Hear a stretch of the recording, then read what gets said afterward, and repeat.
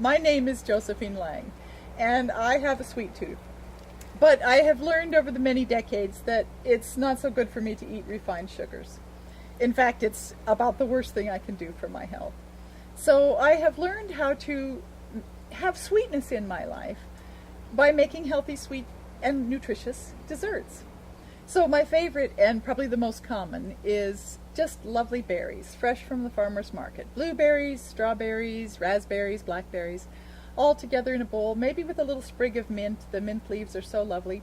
And I'll often serve that with a cup of hot herbal tea, like mint tea. Makes a wonderful dessert to serve to friends.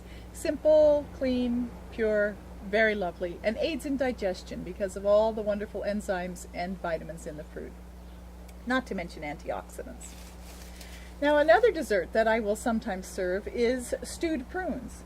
So I just buy the prunes organic at my healthy food store, and I will sometimes, I'll put them in a little bit of water on a low heat in a pot on the back burner of the stove, and just let them sit there for maybe half an hour or so until they get nice and soft and plump.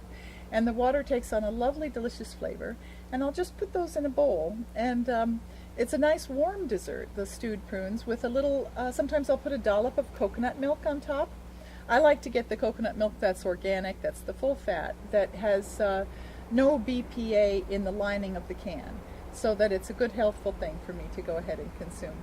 And of course, prunes are wonderful for keeping that colon moving nicely and smoothly. So that's a second lovely dessert.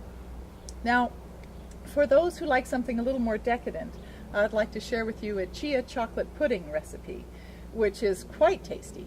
And for this, you take 5 tablespoons of chia seeds and 1 can of that nice organic BPA-free coconut milk, and you combine them together in a bowl with a whisk. And you can add in a tablespoon of honey or maple if you like, or a dropper full of stevia, depending on your tastes. And then 2 tablespoons of cocoa powder. I like to get a nice organic cocoa.